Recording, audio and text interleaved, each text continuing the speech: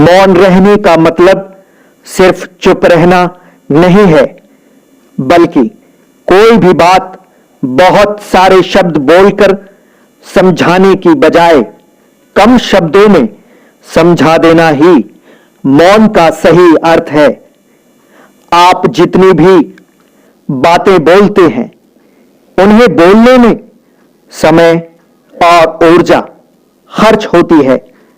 जब आप कम शब्दों में बात करना सीख जाएंगे, तो आपका समय और ऊर्जा दोनों बचेंगे। जैसे ही आप कम शब्दों में ज्यादा अच्छे से बात को समझाना सीख जाएंगे, तो लोग आपकी हर बात ध्यान से सुनेंगे और समझेंगे। मौन रहना जीवन को नकारना नहीं है, बल्कि जीवन को जागृत अवस्था में लाना होता है। जब कोई बोलता बहुत अधिक है, तो वह किसी भी बात या आवाज को सुन नहीं पाता, चाहे वह बात उसके हित के लिए क्यों ना हो। ठीक उसी तरह हमारे ज्यादा बोलने की आदत से हमारे मस्तिष्क में विचारों का बहाव बहुत तेज हो जाता है। हम अपना नियंत्रण खो देते हैं और उन्हीं विचारों की बहती धारा में बह जाते हैं। हम स्वयं को खो देते हैं, बाहरी दुनिया की भीड़ में फंसकर रह जाते हैं। चलिए आपको ध्वनि यानी आवाज की कुछ रूपरेखा से समझाते हैं। आवाज करना, मानव इसे बोलना समझता है। इस पूरी सृष्टि में ब्रह्मांड से लेकर छोटे छोटे अणु की अपनी एक ध्वनि यानी आवाज है। जैसे हवा की आवाज है, पानी की आवाज है, बादलों के गड़गड़ाने की आवाज है, बिजली की भी आवाज है, सागर की एक आवाज है। जितने भी ग्रह और सौर मंडल हैं, आकाश गंगा हैं, इन सब की एक ध्वनि बह रही है। धरती की भी एक ध्वनि है। धरती पर रहने वाले हर प्राणी, चाहे जानवर हो या परिंदे या इंसान, सबकी आवाजें हैं। यहां तक कि मनुष्य के शरीर के भीतर का हर अंग एक एक ध्वनि रखता है। हर अंग की अपनी अपनी एक ध्वनि है, एक आवाज है। यदि कहा जाए कि सृष्टि में जो भी वस्तु है, चाहे कितनी भी विशाल या न्यूनतम क्यों ना हो, सबकी एक आवाज है। अब समझिए मौन रहने से क्या होने वाला है। जब मौन रहना सीख जाएंगे, तब आप सृष्टि की आवाजें सुन पाएंगे। आपको यदि ब्रह्मांड से कुछ प्राप्त करना है, तो बाकी जगह से हटकर ब्रह्मांड से बात करनी पड़ेगी। जैसे कि आपको जब अपने किसी मित्र या संबंधी से कोई कार्य कराना होता है, तो आप उनसे संपर्क में रहकर कुछ खास बातें करते हैं और अपनी बात मनवा लेते हैं।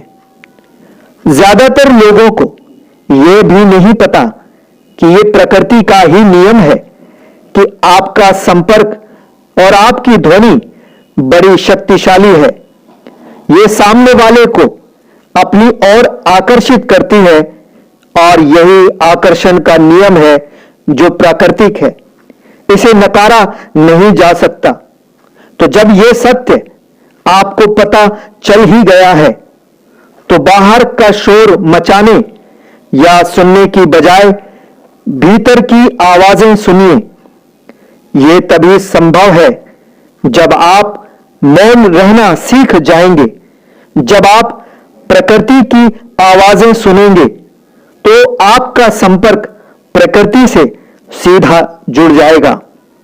यहां पर एक बात मनुष्य भूल गया है कि यह प्रकृति कितनी भी विशाल भले ही हो, रूप या आकार में न आप पेड़ से बड़े हैं, न बादल से, न सागर से बड़े हैं, न किसी पहाड़ से, न इस पृथ्वी से, न किसी ग्रह से।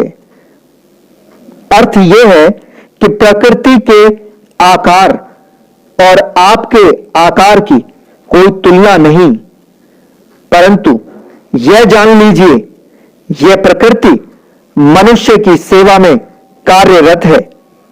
मनुष्य इसका राजा है, लेकिन आज का मानव स्वयं को भूल बैठा है, जिसका सबसे बड़ा कारण है विचारों का बहाव।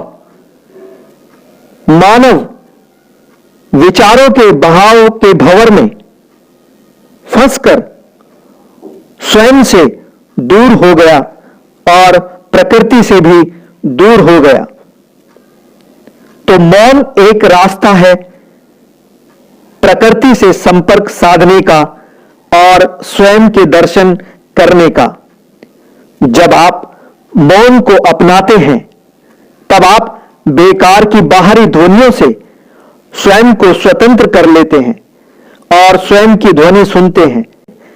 तब आपको पता चलता है कि आप क्या हैं, कि कोई इंसान है, वह स्थिति से बिल्कुल बेहाल है, किसी कुटिया में रहता है, जंगल में रहता है, उसके पास कोई सुख संसाधन भी नहीं, फिर भी समाज में रहने वाले, सुख संसाधन का जीवन जीने वाले लोग उसके पास जाते हैं और अपनी फरियादें, अपनी मन्नतें, अपनी इच्छाएं, अपनी मांगों को पूरा करने का आग्रह करते हैं।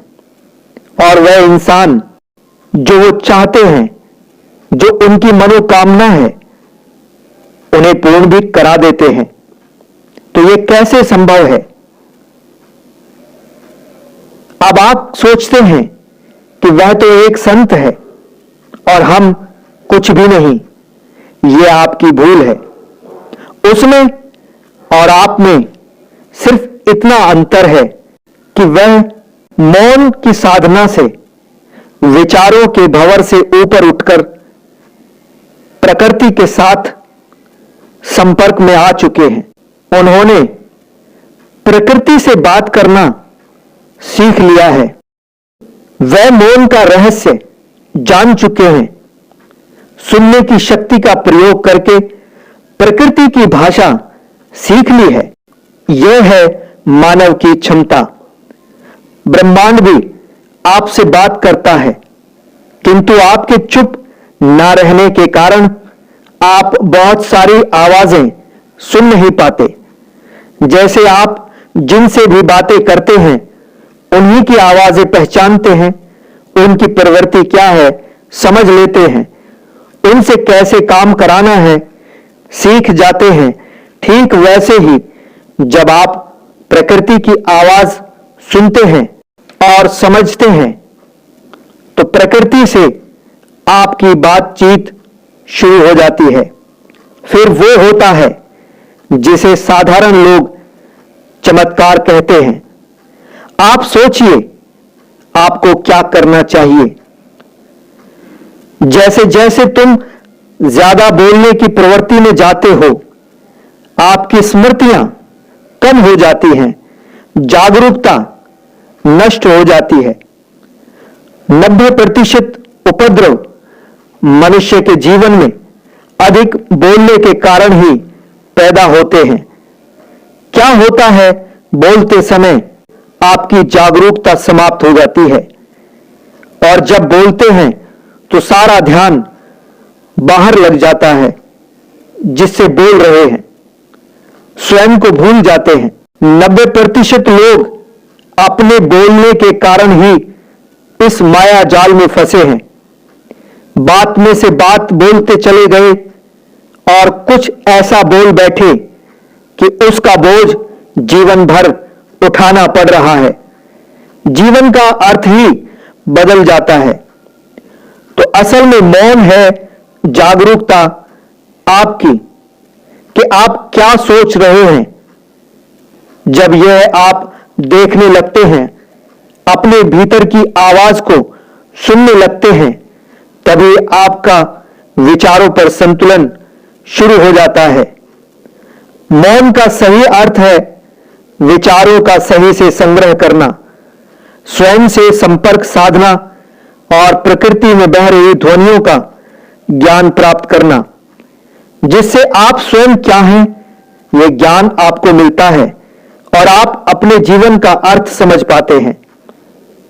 इसको ऐसे भी समझ सकते हैं कि जीवन एक यात्रा है जो दो दिशाओं में बहती है। एक यात्रा भीतर की ओर जो आपको स्वामी होने का मार्ग दिखाती है, दूसरी यात्रा बाहर की ओर जो केवल और केवल प्रयोग किए जाने वाली वस्तु बना देती है, जिसे बाहरी ध्वनियां अपने नियंत्रण में कर लेती हैं। यदि मौन के रास्ते पर आप भीतर की यात्रा ना कर पाए तो बाहरी यात्रा में चलते चले जाओगे। दूसरों के इशारों पर आपका जीवन ही खत्म हो जाएगा और एक समय आएगा आप चाहकर भी लौट नहीं पाओगे।